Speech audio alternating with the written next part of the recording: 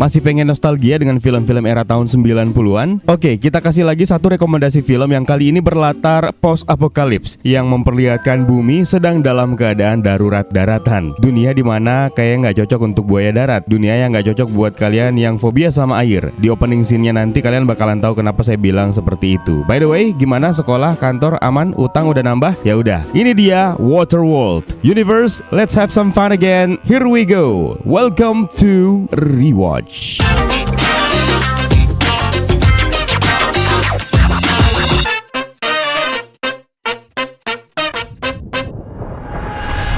Film garapan sutradara Kevin Reynolds ini dirilis pada tahun 1995.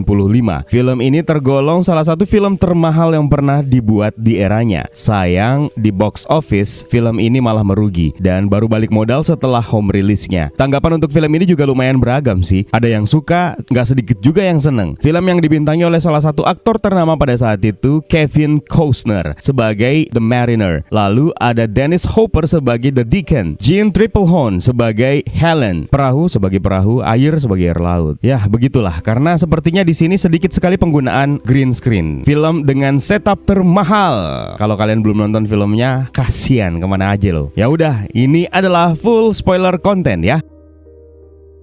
Film ini bercerita tentang masa depan ketika es yang ada di kutub mencair dan mengakibatkan naiknya permukaan laut hingga lebih dari 7.600 meter atau 25.000 kaki. Dengan tinggi air seperti itu, hampir seluruh permukaan bumi tertutup oleh air. Setidaknya gambaran itu bisa kita lihat di awal film, yang kemudian kita diperkenalkan dengan tokoh utama kita, The Mariner. Dia lagi buang air kecil, terus urinnya itu dia tampung. Kemudian dimasukkan ke dalam sebuah alat yang fungsinya adalah untuk mendaur ulang air kencingnya hingga menjadi air murni yang bisa diminum kembali. Nah, masih yakin nggak fobia sama air kencing?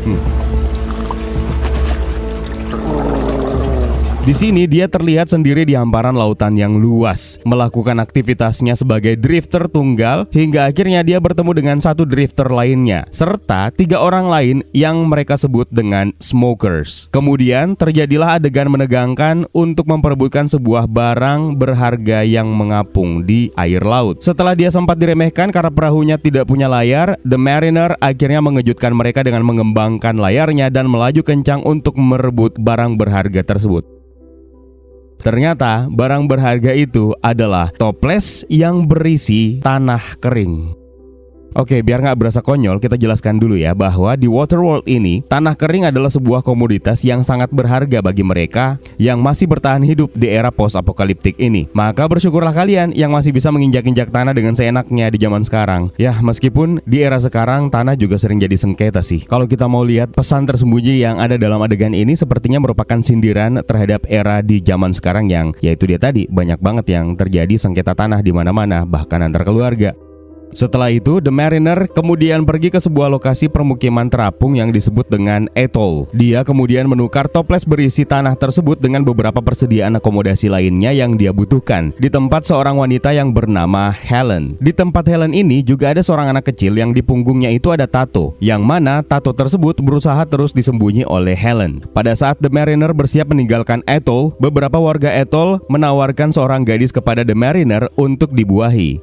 Sebagai bayarannya, jika dia setuju, mereka bersedia memenuhi semua kebutuhan The Mariner. Tapi karena The Mariner ini menolak, membuat para penghuni atoll malah menjadi marah dan menangkapnya. The Mariner ini kemudian dicurigai sebagai mata-mata kaum smokers. Ketika The Mariners ditangkap oleh salah seorang dari mereka, tanpa sengaja terlihatlah insang dan sirip di anggota tubuh The Mariner ini. Rupanya The Mariner adalah manusia yang mengalami mutasi yang punya sirip dan insang, yang juga disebut Ichthyosapiens atau manusia ikan. Akhirnya The Mariner pun ditangkap dan dimasukkan ke dalam kurungan besi yang tergantung. Sebelum kita lanjut lebih jauh, ternyata manusia yang selamat dari post-apokaliptik ini hanya sedikit yang percaya bahwa dryland atau tanah kering masih ada dan bukan hanya mitos belaka. Kaum manusia yang selamat ini juga diklasifikasikan menjadi 4, yaitu smokers, atolls, the mariners, dan slaver. Di malam hari digelarlah sebuah pertemuan antara para tokoh di komunitas atoll ini, membahas mengenai eksekusi terhadap the mariner. Helen dengan lantang menantang mencoba membela The Mariner dengan mengemukakan teorinya mengenai asal dari tanah kering yang dibawa oleh The Mariner. Helen mencoba meyakinkan mereka semua tentang dugaan jangan-jangan asal tanah yang dibawa oleh The Mariner itu adalah dari dryland, yang kemudian diabaikan karena mereka tetap menganggap kalau dryland itu adalah mitos. Sebelum sempat mengeksekusi The Mariner, para smokers datang untuk menghancurkan atolls. Pemimpin para smokers ini bernama Deacon, yang bermaksud untuk mencari seorang gadis kecil yang bernama Enola yang mempunyai tato di punggungnya, yang ternyata tato itu adalah peta menuju dryland. Enola inilah yang tadi sempat terlihat bersama dengan Helen. Helen dan Enola kemudian berencana untuk kabur dengan Gregor. Mereka mengatur rencana untuk mencari dryland dengan menggunakan balon udara. Melihat para smokers yang sudah berhasil menerobos masuk ke atoll, Helen kemudian mencari cara agar bisa menyelamatkan Enola yang diincar oleh para smokers ini. Mereka kemudian bergegas pergi ke tempat Gregor. Tapi sayang, ternyata balon udara milik Gregor terbangnya terlalu cepat sampai akhirnya Enola dan Helen tertinggal di atoll. Mereka berdua kemudian mendapatkan ide untuk melepaskan The Mariner dari kurungannya yang sudah hampir terkubur. Tapi dengan syarat mereka diperbolehkan ikut bersama dengan The Mariner. Mereka pun kabur meninggalkan atoll dengan menggunakan perahu milik The Mariner ini. Deacon, pemimpin smokers, ternyata melihat mereka yang mencoba kabur. Deacon kemudian memerintahkan anak buahnya untuk mengejar The Mariner yang membawa serta Helen dan Enola. Tapi sialnya, The Mariner ini tidak kehabisan akal. The Mariner lalu menembakkan tombak tali ke perahu mesin para smokers yang membuat kapalnya berhasil memutar arah untuk segera kabur dari kejaran para smokers. Lebih sialnya lagi, Deacon harus kehilangan matanya setelah kapalnya tertembak dan hancur oleh anak buahnya sendiri. Konyol.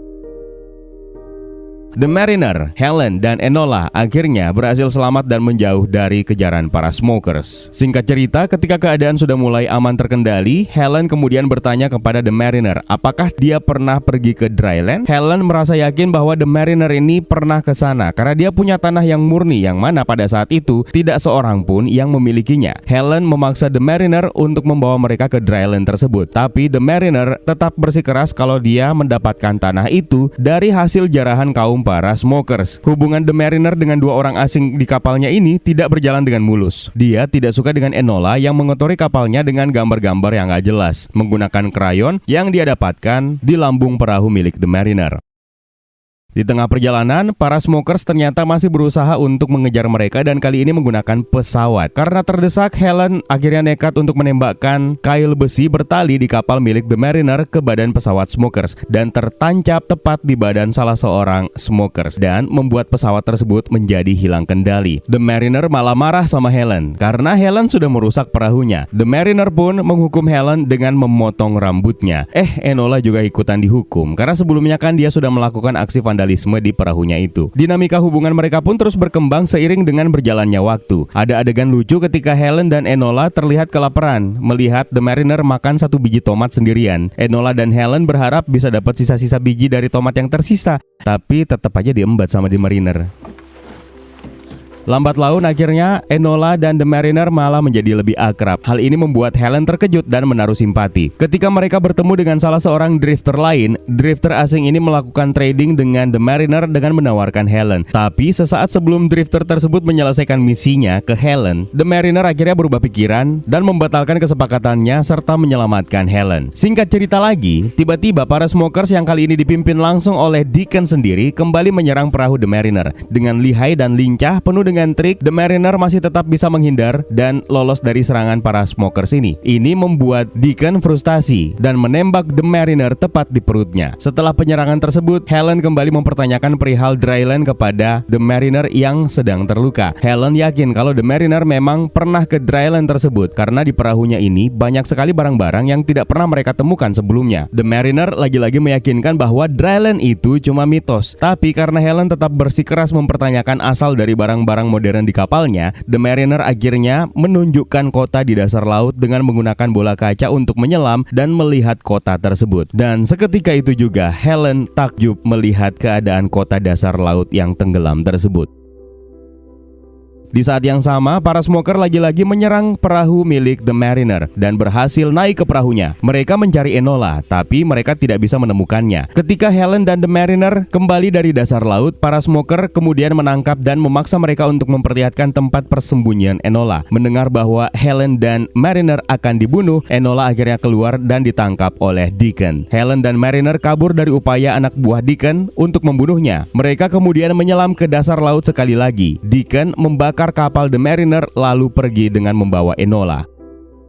Enola kemudian dibawa ke markas para smokers. Mereka berusaha membujuk Enola untuk menerjemahkan tato yang ada di punggungnya. Tato di punggung Enola ini ternyata adalah peta menuju ke Dryland. Sayangnya para smoker tidak mampu menerjemahkannya. Sementara itu, kembali ke The Mariner dan Helen ketika mereka berusaha mencari sisa-sisa barang yang masih berguna di antara puing-puing perahunya yang sudah hancur. Keberuntungan datang ketika mereka ditemukan oleh Gregor yang sedang menaiki balon terbangnya. Mereka bertiga kemudian menuju ke tempat para Ethol yang berhasil selamat dari serangan smoker sebelumnya. Di sana, The Mariner akhirnya sadar bahwa Enola memiliki peta Dryland di punggungnya. Teringat dengan gambar-gambar Enola sebelumnya, The Mariner memutuskan kembali ke bangkai perahunya dan mencari petunjuk mengenai keberadaan Dryland dari gambar-gambar Enola tersebut. Pada saat itulah The Mariner mulai percaya bahwa Dryland itu memang benar ada dan kuncinya adalah peta yang ada di punggung Enola. Dengan menggunakan perahu boot, The Mariner kemudian pergi menyelamatkan Enola di markas para smokers. Dengan sigap, The Mariner berhasil meledakkan kapal besar dan markas para smokers. Dengan bantuan balon udara Gregor, The Mariner dan Enola berhasil diselamatkan.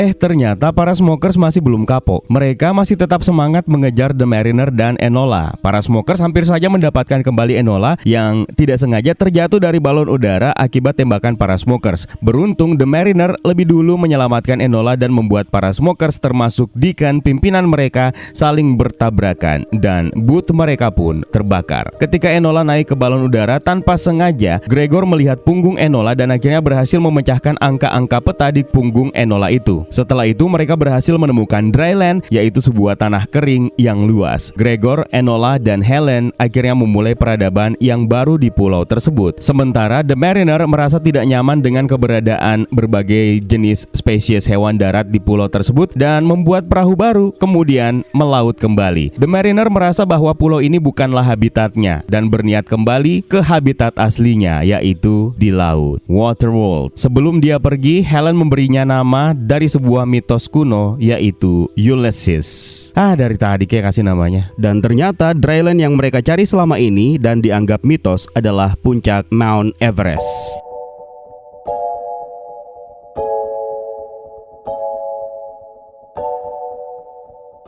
Nah, bukan film yang berat kan? Straight to the point. Visualisasi yang epic di zamannya. Production desainnya niat banget sampai diklaim sebagai film termahal pada waktu itu. Penggunaan praktikal efeknya juga nggak begitu banyak karena ya itu tadi, set lokasinya memang dibuat seril mungkin. Plotnya bisa dibilang terlalu sederhana, yaitu perjuangan mereka yang berlatar di waktu tahun 2500 atau lebih tepatnya beberapa tahun setelah kejadian kiamat es di kutub mencair dan menenggelamkan sebagian besar daratan di bumi. Tapi dinamika antara The Mariner atau Ulysses, Helen, dan Enola menjadi poin plus untuk film ini. Meski ya nggak terlalu istimewa juga sih. Intinya kalau kalian suka dengan filmnya Mad Max, nah ini adalah Mad Max. Tapi latar lokasinya di lautan, bukan di padang pasir. Saya nggak mau sebutin kekurangannya, nggak pantas. Saya kan bukan reviewer. Film ini sendiri sebenarnya merupakan salah satu bentuk gambaran jawaban atas isu yang sedang hangat berkembang pada saat itu, global warming, di mana bumi menghadapi masa-masa kritisnya dan yang tersisa hanya 4 kaum survival saja. Smokers ini merupakan stereotip kaum barbar, tipikal antagonis dalam kehidupan yang sebenarnya. Atoll ini adalah kaum pedagang dan religius yang merupakan komunitas yang masih menjalankan life society sama seperti sebelum apokalips. Lalu ada kaum The Mariner atau drifter yang identik dengan pengembara yang survive menjalankan kehidupannya yang cenderung antisosial, serta slaver yang lekat dengan kaum budak yang diperjualbelikan. Keempat Keempat elemen masyarakat ini digambarkan akan bisa bertahan hidup pasca apokalips, yang secara tidak langsung sebenarnya juga digambarkan sebagai pembuat masalah yang sebenarnya, yang bahkan mungkin saja merekalah yang menyebabkan dunia kiamat.